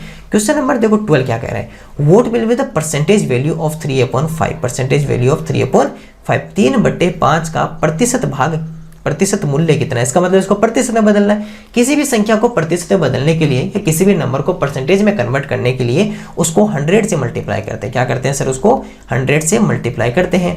एक बात बताइए, अगर इसको 5 को इससे काटेंगे तो कितने टाइम 20 टाइम, और 20 को अगर 3 से मल्टीप्लाई करेंगे तो कितना आ जाएगा 60%, 60% क्या रहेगा सर इसका आंसर रहेगा इस क्वेश्चन का। तो बहुत ही इजी क्वेश्चन और बहुत ही छोटा क्वेश्चन आपके पास में था, बस आपको समझने का देर था कि परसेंटेज में कन्वर्ट करते समय 100 से मल्टीप्लाई करेंगे, प्रतिशत बदलने के लिए 100 से गुणा करेंगे, और जैसे आपने इसमें 100 से या 100 से गुणा किया आपके पास में आंसर कितना आ गया सर 60% क्या रहेगा सर इसका आंसर रहेगा। चलिए नेक्स्ट क्वेश्चन की ओर बढ़ते हैं। नेक्स्ट क्वेश्चन क्या कह रहा है, क्वेश्चन नंबर 13 कह रहा है सिंप्लीफाइंग द फॉलोइंग, इसको सरल करने पर क्या आएगा। तो सर इसको हमें क्या करना है सर सिंप्लीफाई करना है। तो एक काम कीजिए, क्या लिखा हुआ सर अपने पास में 1/24 -1। एक काम कीजिए ना, इसको 1/24 को कन्वर्ट ही कर लेते हैं, है ना। ये जो मिक्स्ड फ्रैक्शन लिखा हुआ है इसको सिंपल फ्रैक्शन में कन्वर्ट कर देते हैं। तो 24 को पहले 1 से मल्टीप्लाई कीजिए, कितना आएगा 24, फिर 1 प्लस कर दीजिए, कितना आएगा 25। तो ये कितना आ गया सर 25/24 माइनस कितना रहेगा 1, और प्लस में कितना रहेगा सर 7/36, 7/36। ध्यान रखना आपको लास्ट में कमेंट में आंसर करना है कि आपके कितने क्वेश्चंस कल के टेस्ट में राइट हुए थे, और ये भी बताना है कि आपको क्लास कैसी लगी, और जल्दी से इसको ज़्यादा से ज़्यादा शेयर कर दीजिए, अपने सभी दोस्तों के साथ में भी इसको शेयर कर दीजिए। और बाकी किसी भी तरह की जानकारी के लिए आपको हेल्पलाइन नंबर हमारी दिखाई दे रही होगी 8696503000 पर, नहीं है तो इस पर आप मैसेज कर सकते हैं, व्हाट्सएप मैसेज कर सकते हैं। किसी भी तरह की आपको जानकारी चाहिए या बुक्स और मॉडल पर आपको चाहिए तो इस पर आप कॉल कर सकते हैं, मैसेज कर सकते हैं, या हमारी वेबसाइट www.nodischool.in विजिट कीजिए। यहाँ से टेलीग्राम चैनल और व्हाट्सएप ग्रुप जरूर ज्वाइन कर लीजिए। ओके, अब यहाँ से देखिए इसको सॉल्व करते हैं। अब क्या सर, इसके नीचे कोई डिनोमिनेटर नहीं है, तो यहाँ पे डिनोमिनेटर या अपने पास में हर बना देते हैं 1 लिख के। अब क्या सर, इनका सबका एलसीएम चाहिए हमें, तो 24, 1 और 36 इन सबका चलिए सर एलसीएम बनाते हैं। सबसे पहले 2 का डिवाइड करेंगे तो सर 12, 1 और यहाँ कितना आएगा 18। फिर से 2 का डिवाइड किया तो सर 6, 1 और यहाँ कितना आ जाएगा 9। यहाँ पे 2 का डिवाइड करेंगे तो कितना आ जाएगा 3, 1 और यहाँ कितना रहेगा 9। अगर हम 3 का डिवाइड करेंगे तो 3 का डिवाइड करेंगे तो 1, 1 एंड 3 और 3 का डिवाइड करेंगे तो 1, 1 एंड 1। तो 2 मल्टीप्लाई 2 मल्टीप्लाई 2 मल्टीप्लाई 3 मल्टीप्लाई 3। चलिए अब इनको मल्टीप्लाई कर दीजिए। 2 2 जा 4, 2 जा 8 और 3 3 जा 9 और 9 8 जा कितना होता है सर 72। 9 को अगर 8 से गुणा करोगे तो कितना आएगा, बेहतर आएगा। चलिए सर, इसका एलसीएम कितना आ गया सर, हमारे पास में 72 आ गया। 24 का अगर आप 72 में मल्टीप्लाई डिवाइड करोगे तो कितने टाइम, 3 टाइम, और 25 को अगर 3 से मल्टीप्लाई करोगे तो कितना आ जाएगा 75, माइनस 1 का 72 में डिवाइड करेंगे तो 72 टाइम्स, और इसलिए कितना आ जाएगा 72, प्लस 36 का 2 टाइम्स, 36 2 जैसे 72 होता है। तो यहाँ पर 2 का अगर डिवाइड करेंगे तो 17 2 कितना हो गया 14, क्योंकि यहाँ पे से मल्टीप्लाई हो जाएगा। पहले इसका इसमें डिवाइड होगा, फिर जो भी आंसर आएगा वो इसमें क्या होता है, मल्टीप्लाई होता है। अब ये अपने पास में आंसर रह गया, तो इसको सॉल्व कर लेते हैं। 75 माइनस के 72 प्लस के 14। आप सबको पता है कि पहले हमेशा बोर्ड मास के रूल में एडिशन करते हैं, और ये तो माइनस का रह गया क्योंकि ऑपोजिट साइन होने पर तो क्या हो जाएगा, सब्ट्रैक्शन हो जाएगा। तो पहले इन दोनों को प्लस प्लस वालों को प्लस करते हैं। चलिए 75 और 14 को प्लस कर दीजिए। 75 और 14 को अगर आप प्लस करोगे तो कितना बनेगा आपके पास में 89। 89 में से 72 माइनस कर दीजिए, कितना रहेगा आपके पास में 7, और इसमें कितना रहेगा सर 1, तो अपने पास में कितना रहेगा 17, और इसलिए इसका आंसर कितना आ गया 17/72 क्या रहेगा सर इसका आंसर रहेगा। तो 17/72 ये रहेगा सर इसका आंसर, इसलिए ऑप्शन नंबर जो फर्स्ट है वही क्या रहेगा सर इसका राइट आंसर रहेगा। Okay, question number 14। Question number 14 क्या कह रहा है, देखो क्वेश्चन नंबर 14 कह रहा है ए सम amounts to ₹11760 at 12% per annum simple interest in 8 years. Find the principal. 12% प्रति वर्ष की दर से कोई राशि 8 वर्ष में साधारण ब्याज पर 11,760 रुपए हो जाती है, तो मूलधन ज्ञात करो। चलिए मूलधन ज्ञात करना है, तो पहले एक काम करो, आपको मूलधन नहीं पता कोई बात नहीं, यहाँ पर मान लेते हैं कि प्रिंसिपल अमाउंट हमें नहीं पता, प्रिंसिपल अमाउंट या मूलधन हमें नहीं पता। ओके, टाइम बीच में कन्वर्ट कितना हो गया 8 साल का, 8 ईयर्स का आपको टाइम लगा। क्या आपको इंटरेस्ट पता है, क्या आपको ब्याज पता है, क्या आपको ब्याज पता है? नहीं सर, ब्याज नहीं पता, लेकिन सर रेट ऑफ इंटरेस्ट पता है, ब्याज की दर पता है कितनी है 12%। ये हमें पता है कि यहाँ पर 12% पर एनम आपके पास में 2% वार्षिक ब्याज लग रहा है, ठीक है। इसके बाद में राशि हो कितनी जाती है, राशि हो कितनी जाती है, तो यहाँ से पता चलता है 11,760, 11,760 रुपीज़ ये हमारे पास में क्या रही सर, ये हमारे पास में वैल्यू कन्वर्ट होके बन गई, ठीक है। 11,760 11,760 रुपए क्या हो जाती है सर हमारे पास में राशि हो जाती है, जिसे हम क्या कहेंगे सर, इसे अमाउंट या मिश्र धन कहेंगे। अब आपको बताइए क्या फाइंड आउट करना है, हमें सर पता करना है मूलधन। हमें क्या पता करना है, मूलधन। अब मूलधन पता करना है और आपके पास में क्या क्या गिवन है सर, एक तो टाइम गिवन है, समय आपको पता है, रेट या दर आपको पता है, ठीक है, और आपको अमाउंट या मिश्र धन पता है। तो देखो एक फॉर्मूला होता है जिसमें आपके मिश्र मूलधन का एक फॉर्मूला होता है, अगर आपको नहीं पता तो याद रखना, जिसमें मिश्र धन से सीधा मूलधन निकाल सकते हैं। तो प्रिंसिपल अमाउंट का एक फॉर्मूला लिख रहा हूँ जो आपको याद रखना है, उसका फॉर्मूला होता है amount multiply 100 upon 100 plus principal amount multiply rate. अगर मैं मूलधन का कोई सूत्र लिखूंगा तो उसका एक सूत्र होता है, उसका सूत्र होता है मिश्र धन गुणा 100/100 प्लस मूलधन गुणा दर, सॉरी मूलधन प्रिंसिपल नहीं, टाइम लिखे यहाँ पर, है ना, टाइम मल्टीप्लाई रेट होगा। यहाँ पर क्या होगा, टाइम मल्टीप्लाई रेट होगा, टाइम मल्टीप्लाई रेट समय गुणा दर, समय गुणा दर। तो 100 प्लस टाइम मल्टीप्लाई रेट या 100 प्लस समय गुणा दर या दर गुणा समय, ये हमारे पास में समय गुणा दर, ये हमारे पास में किसका सूत्र होता है सर, मूलधन का या प्रिंसिपल अमाउंट का फॉर्मूला होता है। चलिए एक काम कीजिए, इसमें वैल्यू पुटअप कीजिए। तो सबसे पहले अमाउंट कितनी है sir 11,760 11,760 multiply 100 upon 100 plus time कितना सर 8 साल मल्टीप्लाई रेट कितनी है सर 12%। ये भी देखो पर एनम एनुअली वार्षिक है और ये भी आपका ईयर है, वार्षिक है तो कोई चेंज नहीं करना क्योंकि यूनिट सेम है आपके पास में। चलिए अब इसको सोल्व करते हैं। पहले मल्टीप्लाई करते हैं 12 8 या 96, 12 को 8 से गुणा करेंगे 96 और 96 को 100 में प्लस कर देंगे तो कितना आ जाएगा सर 196 आ जाएगा। तो यहाँ पे लिख लेते हैं, यहाँ कितना आ गया सर 11,760 मल्टीप्लाई 100 और वो प्लस हो गया कितना हो गया 196।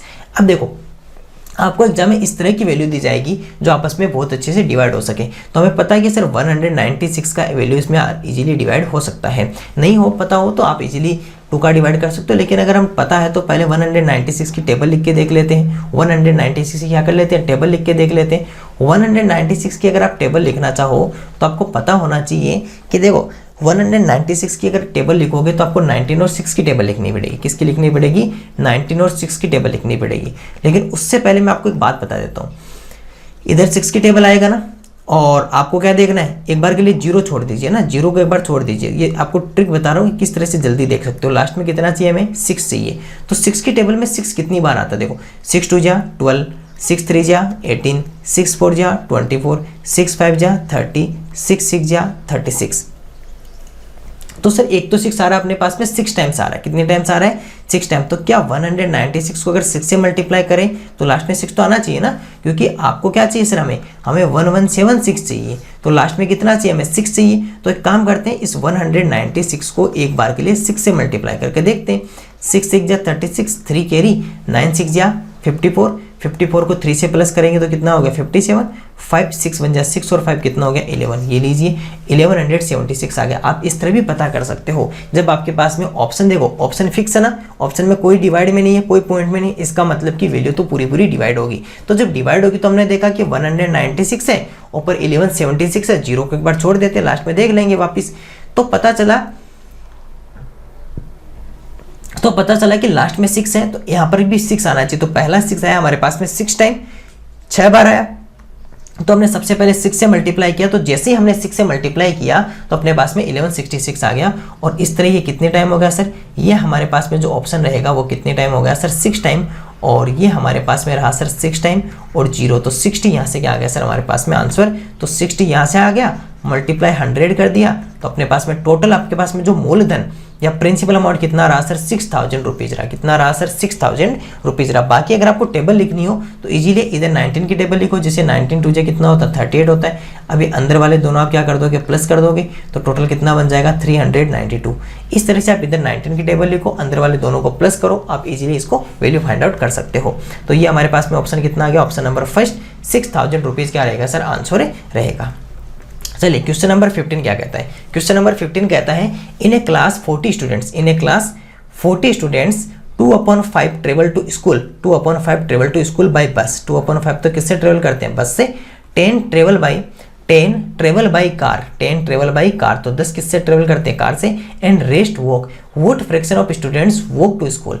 एक कक्षा में 40 छात्र हैं, 40 छात्र में से 2/5 जो है वो तो बस से स्कूल जाते हैं, 10 जो है वो कार से जाते हैं और बाकी कैसे जाते हैं पैदल जाते हैं। तो छात्रों का कितना भाग पैदल स्कूल जाता है, ये एक वर्ड यहाँ पर लिखा हुआ है तो आप लिख लीजिएगा, यहाँ पर पैदल स्कूल जाता है। तो देखिए सबसे पहले आपको हम ये देखो हर क्वेश्चन की एक इमेज होती है, इमेज बनाते हैं। टोटल कितने छात्र अपने पास में 40 छात्र है। टोटल स्टूडेंट्स कितने हैं 40 स्टूडेंट है, 40 स्टूडेंट्स है।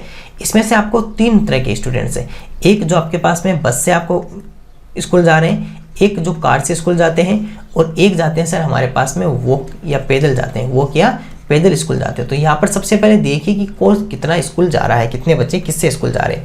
सबसे पहले पता चला कि सर 2/5 बस से जाते हैं, 2/5 बस से जाते हैं, ठीक है। तो इस 40 का कितना 40 2/5 और 40 40 का 2/5। चलिए 5 का अगर इसमें डिवाइड करेंगे तो 8 टाइम और 8 को 2 तो ये कितने हो गए सर 16 स्टूडेंट्स किससे जाते हैं बस से जाते हैं, ठीक है।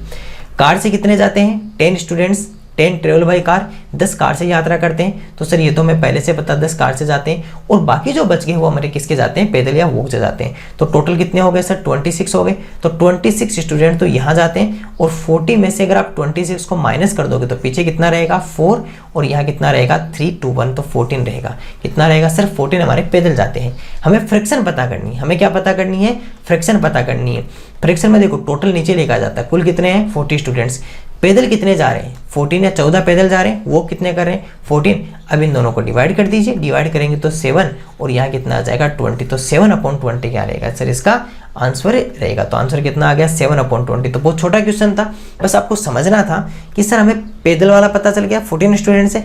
अब अगर इसकी फ्रैक्शन निकालेंगे तो डिवाइड में कौन आएगा, डिनोमिनेटर में या हर में कौन आएगा, टोटल तो 40 स्टूडेंट है, उसमें से कितने पैदल जा रहे हैं सर 14 या 14 पैदल जा रहे हैं, तो ये अपने कहाँ आ जाएगा न्यूमरेटर या अंश में आ जाएगा। और इसका फिर सरल करने पर अपने पास में आंसर कितना आएगा 7/14 या 7/20 अपने पास में क्या आएंगे सर आंसर रहेगा। चलिए क्वेश्चन नंबर 16 क्या कह रहा है, there are 26 rooms in a school, there are 26 rooms in a school, 4 plants have been planted in each room. If 2 cups of water are needed to 1 plant, how many cups of water are needed for all the plants?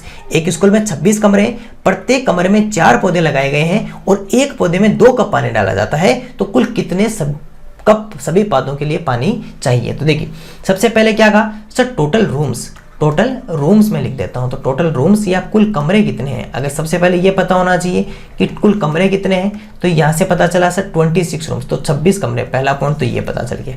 Number second sir 4 plants in each room, तो हर एक room में कितने plants हैं, plants in each room, plants in each room, प्रत्येक कमरे में कितने पौधे हैं, प्रत्येक कमरे में पौधे कितने हैं, तो सर वो 4 पौधे हैं।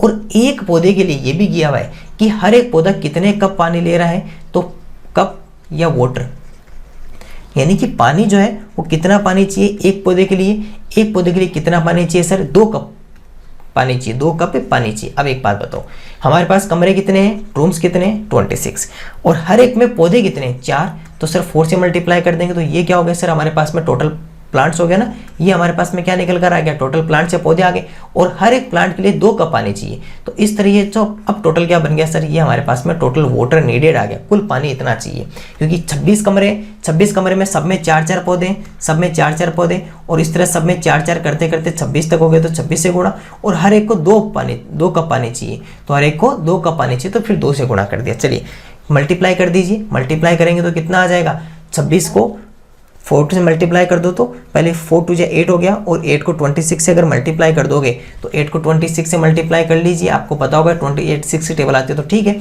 नहीं फिर 6 8 जा 48 और 4 यहाँ पर कैरी आएगा, 8 2 जा 16 और 4 कितना हो गया सर 20, तो 208 कप्स, तो टोटल कितना आ गया सर 208 कप्स जो है वो पानी हमें क्या चाहिएगा सर नीडेड है, 208 कप पानी की हमें जरूरत है। तो छोटा सा क्वेश्चन था, ऑप्शन नंबर 4 इसका राइट आ जाएगा। 26 कमरे, हर एक कमरे में 4 पौधे, 4 पौधों के लिए 1 कप पौधे के लिए 2 कप पानी चाहिए, इसलिए हमने सबको मल्टीप्लाई कर दिया, rooms multiply plants multiply cup और इस लेटर क्या आ गया सर हमारे पास में total cups of water needed आ गया।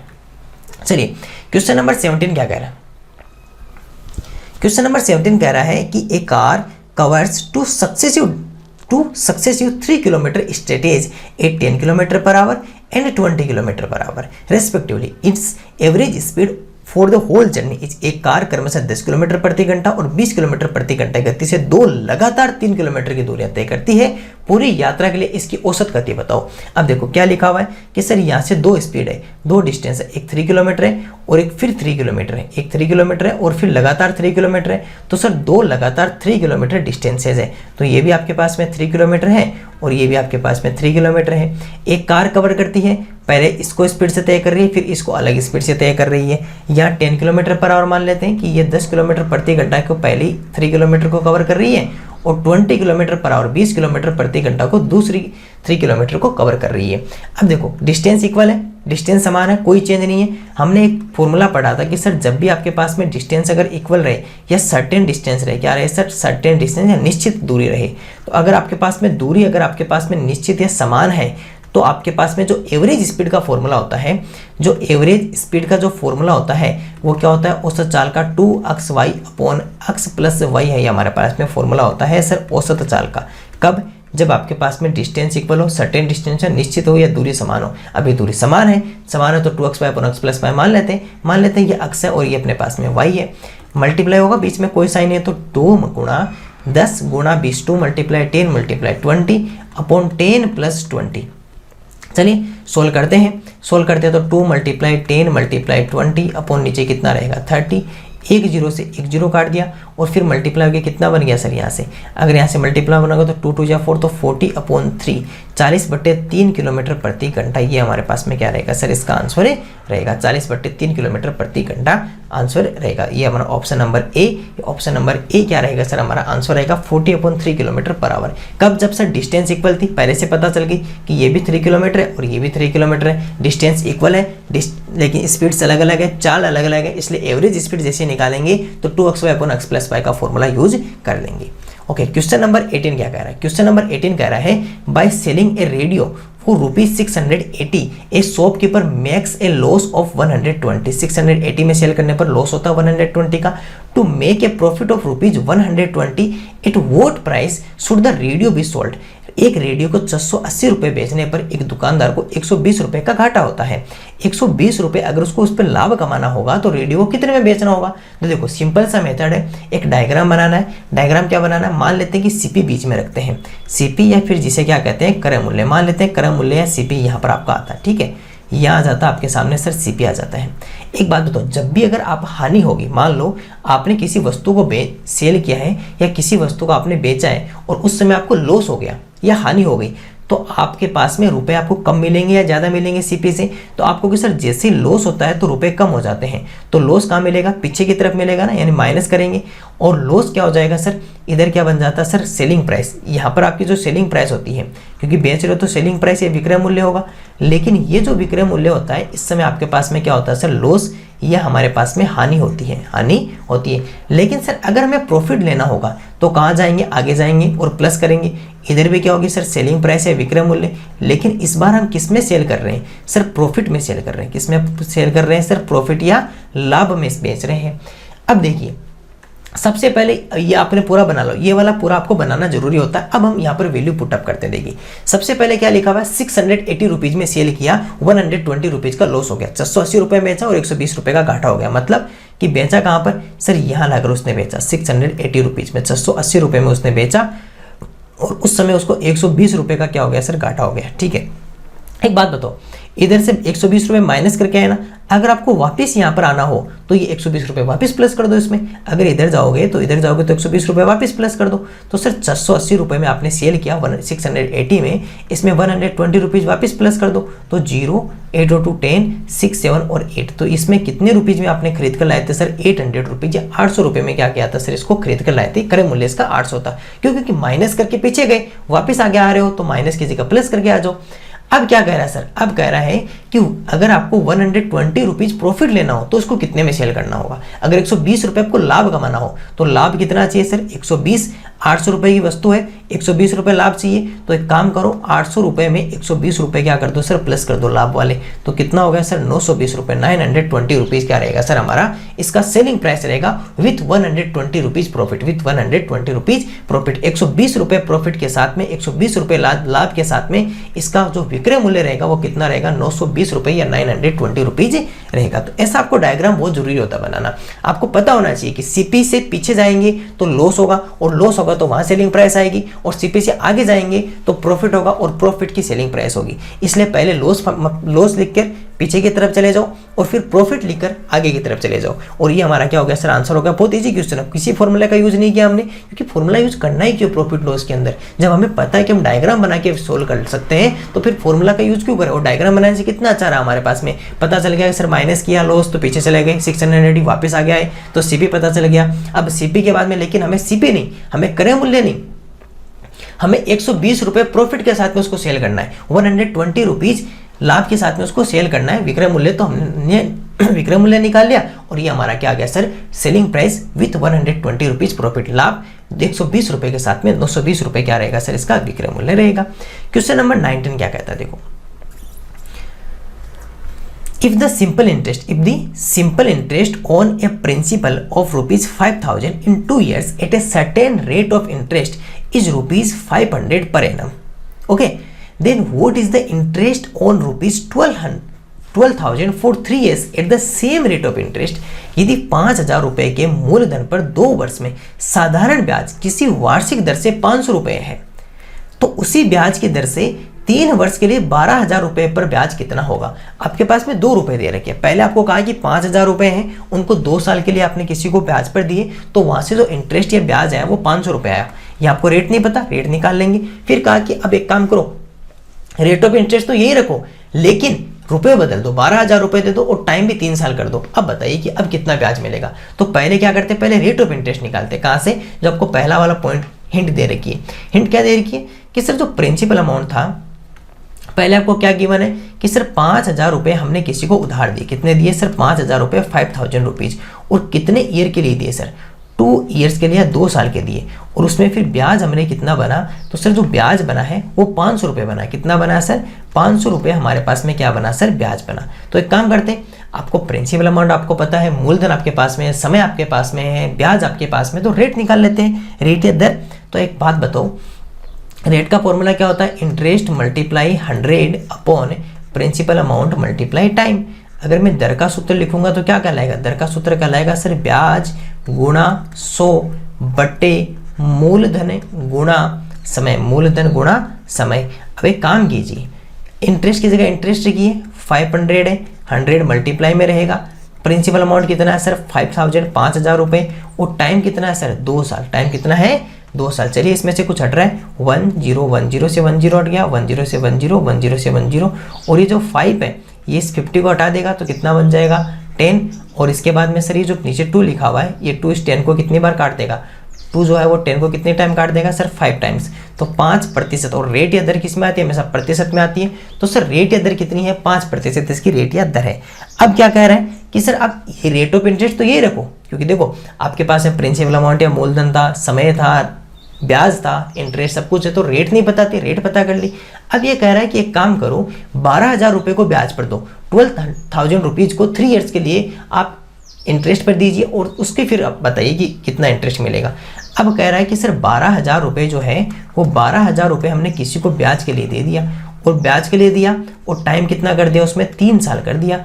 रेट तो वहाँ का आपको इंटरेस्ट बताना है, यहाँ पर जो इंटरेस्ट होगा वो कितना बताना है ये बताइए। और इसकी जो रेट ऑफ इंटरेस्ट है वो कितनी है? 5% पर एनम, 5% पर एनम वार्षिक। क्योंकि वार्षिक क्यों? क्योंकि ये भी ईयर में था, ये वर्ष में था ना, इसलिए ये भी किस में आएगा? पर एनम या वार्षिक आएगा। पर एनम या फिर जिसे हिंदी में क्या लिखते हैं? वार्षिक लिखा जाता है। चलिए इसको सोल्व करते हैं। अब आपको क्या पता करना है? इंटरेस्ट पता करना है। इंटरेस्ट का फॉर्मूला आप सबको पता है क्या होता है सर? PRT अपॉन 100 होता है। अगर मैं ब्याज का सूत्र पूछूं आपसे, साधारण ब्याज का, तो क्या कहोगे सर? मूलधन गुणा दर गुणा समय बटे 100। चलिए सर मूलधन लिखिए, इसका मूलधन कितना हो गया? 12,000 रुपये, मूलधन 12,000 रुपये। रेट या दर कितनी है? 5%, प्रतिशत नहीं लिखते। और टाइम या समय कितना? 3 ईयर्स अपॉन 100 लिखा जाएगा। अब 100 से 100, 00 से 00 हटा दिया, पीछे जो बच गया उसे मल्टीप्लाई कर दिया। 5 3 जा 15, और या फिर ऐसे कर ले 12 5 जा कितना होता है? 60, और 60 को 3 से मल्टीप्लाई करेंगे तो कितना आ जाएगा सर? 180, और 0 इसका साथ में आ गया तो कितना आ गया सर? 1,800 रुपये हमारे पास में क्या रहा सर? इसका ब्याज रहा। तो ब्याज कितना रहा? 1,800 रुपये। 1,800 रुपीज़ क्या रहेगा सर? इसका इंटरेस्ट रहेगा 12,000 का 3 ईयर्स का 5% की रेट से। क्योंकि देखो पहले रेट नहीं पता थी, पहले आपको प्रिंसिपल अमाउंट दिया हुआ था, मूलधन आपको पता था, समय आपको पता था, और इंटरेस्ट आपको पता था, ब्याज पता था। तो हमने पहले रेट फाइंड आउट की, उस रेट का यूज करते हुए फिर हमने रुपीज चेंज किए।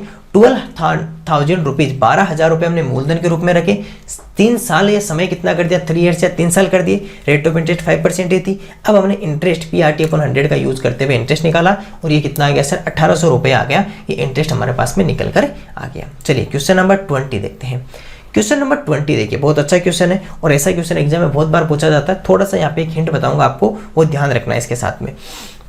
क्वेश्चन नंबर 20 क्या कहता है? Ali makes a rectangle out of a wire of length 100 centimetre, out of a wire of length 100 centimetre. What can be the maximum area of this rectangle? 100 semi लंबे तार से अली एक आयत बनाता है इस आयत का अधिकतम क्षेत्रफल क्या होगा, इस आयत का अधिकतम क्षेत्रफल क्या होगा। देखिए अगर यहाँ से मैं अगर मान लेता हूँ कि ये वायर है मेरे पास, ठीक है, ये वायर हो गया, और इस वायर की जो लेंथ है वो मेरे पास कितनी है सर, 100 मीटर, 100 मीटर इसकी क्या है सर, हमारे 100 सेंटीमीटर, सॉरी 100 सेंटीमीटर या 100 सेंटीमीटर इस वायर की लेंथ है। इस वायर का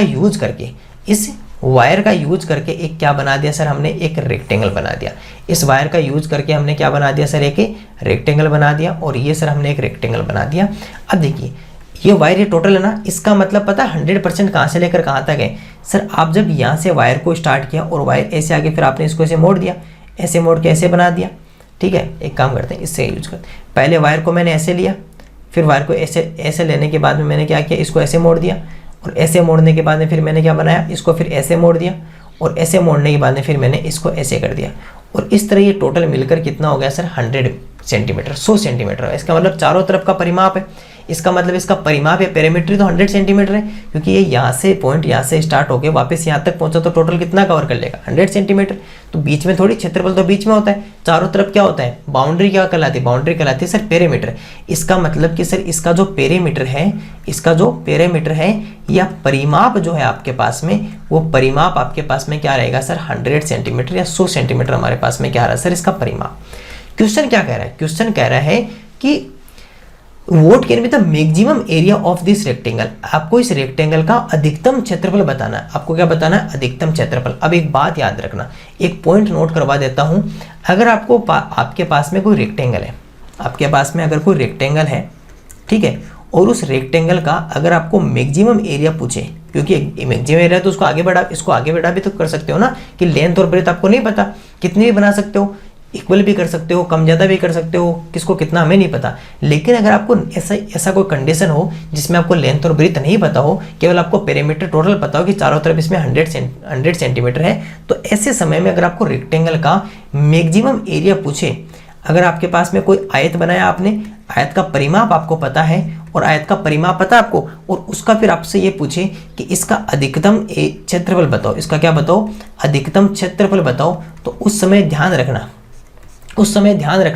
इस रेक्टेंगल को क्या बना देना है, इस रेक्टेंगल को हमें स्क्वायर बना देना है। रेक्टेंगल को क्या बना देना है, स्क्वायर बना देना है। ध्यान रखना, आयत को क्या बना दो सर, आयत को वर्ग बना दो, मतलब कि आयत के अंदर आयत का सूत्र नहीं लगा के वर्ग के सूत्र लगाएंगे, यानी रेक्टेंगल का फॉर्मूला यूज नहीं करके उसमें किसका फॉर्मूला यूज करेंगे, स्क्वायर का फॉर्मूला यूज करेंगे, क्योंकि रेक्टेंगल को क्या बना दिया हमने, स्क्वायर बना दिया, यानी कि सभी भुजाएं बराबर कर दी हमने, क्या कर दी, सभी भुजाएं बराबर कर दी, लेंथ ब्रीथ विड्थ, और ये लेंथ ब्रीथ दोनों हमने क्या कर दी, इक्वल कर दी, लंबाई और चौड़ाई सभी क्या कर दी, बराबर कर दी। उस समय हमारे पास में क्या रहेगा सर, रेक्टेंगल का मैक्सिमम एरिया रहेगा। अधिकतम क्षेत्रफल अगर आयत का निकालना हो तो सभी भुजाएं समान कर दो, और जैसे सभी भुजाएं समान हो जाएगी तो वो क्या बन जाएगा सर, वर्ग बन जाएगा। इसका मतलब कि अब जो परिमाप 100 सेंटीमीटर है, ये परिमाप किसका हो गया सर, ये स्क्वायर का परिमाप, पेरीमीटर ऑफ स्क्वायर, ये परिमाप किसका हो गया, वर्ग का परिमाप हो गया। और एक बात बताओ, अगर आपको मैं पेरीमीटर पूछूं, और वो भी किसका, perimeter of square, perimeter of square, अगर आपसे वर्ग का परिमाप पूछा जाए, अगर आपसे वर्ग का परिमाप पूछा जाए तो वर्ग के परिमाप का सूत्र क्या होता है, वर्ग के परिमाप का फॉर्मूला क्या होता है, 4 मल्टीप्लाई साइड, 4 मल्टीप्लाई साइड, 4 गुणा भुजा, 4 गुणा भुजा। और आपको परिमाप कितना दिया हुआ है सर, 100 सेंटीमीटर आपको दिया हुआ है। तो एक काम कीजिए, अगर यहाँ से आपको साइड अगर फाइंड आउट करनी है, भुजा पता करनी है, तो जो 4 है वो कहाँ चला जाएगा, दूसरी तरफ चला जाएगा। तो साइड या फिर सर जिसे भुजा कहते हैं, वो भुजा फाइंड आउट करने के लिए जो 4 है वो उधर डिवाइड में चला जाएगा, और 100 में 4 का डिवाइड कितने टाइम होता है, 25 टाइम, और यह आ गया सर 25 सेंटीमीटर। अब आपको क्या पूछा सर, अधिकतम क्षेत्रफल। तो आपको पता है कि एरिया का जो फॉर्मूला होता है वो क्या कहलाता है सर, स्क्वायर के एरिया का फॉर्मूला क्या होता है, वो होता है सर साइड स्क्वायर, क्या होता है, साइड स्क्वायर। या अगर वर्ग के क्षेत्रफल का अगर आपसे सूत्र पूछा जाए तो आप क्या लिखते हो सर, भुजा स्क्वायर लिखते हो, क्या लिखते हो, भुजा स्क्वायर। एक बात बताइए, साइड कितनी आपके पास में, 25 सेंटीमीटर है, और हमने इसका क्या कर दिया, स्क्वायर कर दिया।